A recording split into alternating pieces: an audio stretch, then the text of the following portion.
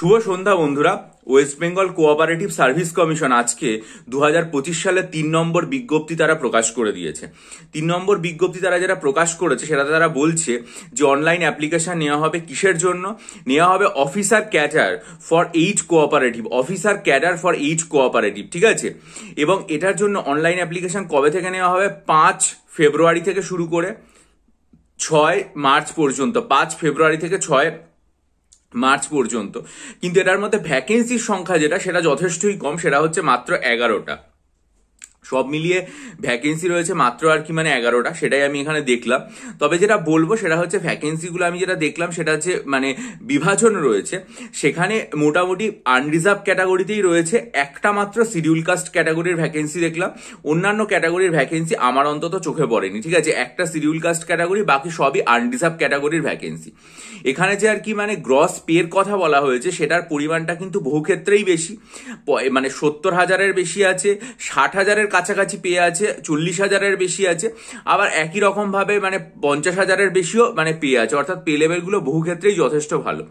এবারে এই পরীক্ষার সিলেবাসের দিকে যদি আমরা তাকাই তাহলে যেটা দেখতে পাবো যে এই পরীক্ষার সিলেবাসের প্যাটার্নের মধ্যে যেমন ডেসক্রিপটিভ টেস্ট রয়েছে, বাংলা থেকে ইংরেজি, ইংরেজি থেকে বাংলা অনুবাদ রয়েছে, অফিসিয়াল ইংরেজিতে letter writing, precis writing, email writing, comprehension, paragraph রয়েছে, পাশাপাশি কম্পিউটারের ওপর বেসিক নলেজ রয়েছে।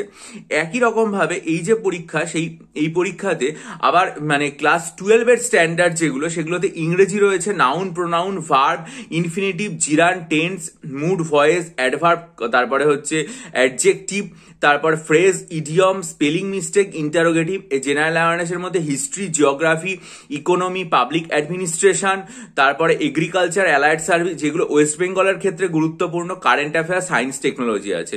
কোয়ান্টিটিভ অ্যাপটিটিউডের ক্ষেত্রে অ্যারিথমেটিক এবং মেনসুরেশন আছে, average problem, decimal fraction, ratio proportion, unitary method, time distance, time work, percentage, profit loss, simple interest, compound interest, square root, এই সমস্ত কিছু আছে। এইচসিএফ, এলসিএম, রিজনিং আছে, analogy, classification, series, missing character, blood relation, coding decoding, time sequence, Venn diagram, analytical reasoning, cube and dice, direction test, numerical aptitude, এইগুলো প্রত্যেকটা আছে। আর বাংলা আছে সমাস, বিভক্তি, কারক, পদ পরিবর্তন, সন্ধি বিচ্ছেদ, বাগধারা, গ্রন্থ এবং লেখকের নাম, ঠিক আছে।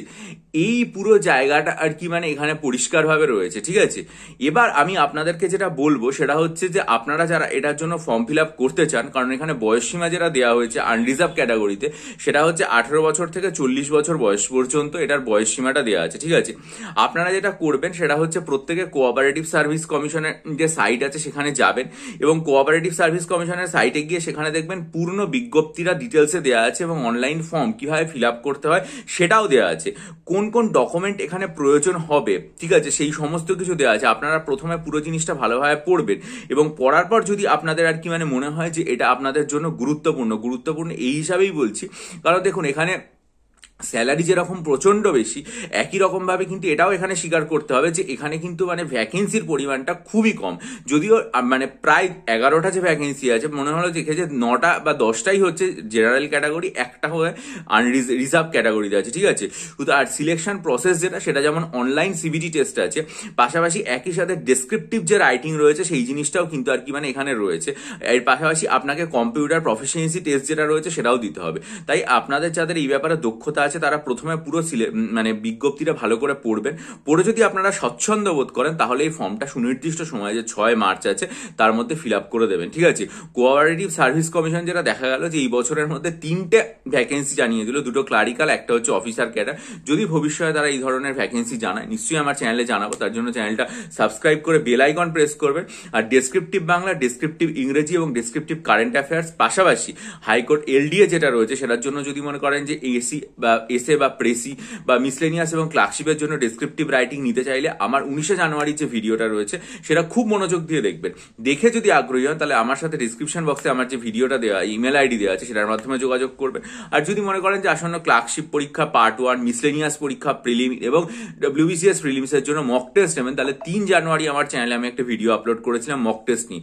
সেটা দেখে আগ্রহী হলে ডিসক্রিপশন বক্সে ইমেল আইডির মাধ্যমে যোগাযোগ করবেন। বহু পরীক্ষার্থী নিয়েছেন, উপকৃত হয়েছে, তাদের মতামত, আমার লেখার ধরন সবই কমিউনিটি পোস্টে রয়েছে। আপনারা ভালো করে দেখে নিয়ে আগ্রহী হলে আমার সাথে যোগাযোগ করবেন। ভালো থাকুন, বিজয়ী হন, সফল হন। চ্যানেলটা সাবস্ক্রাইব করে বেল আইকন প্রেস করে দিন, ভিডিওটা লাইক করে বন্ধুদের মাঝে ছড়িয়ে দিন। আপনাদের গুরুত্বপূর্ণ মতামত দিয়ে আমি ঋদ্ধ করবেন। ভালো থাকবেন।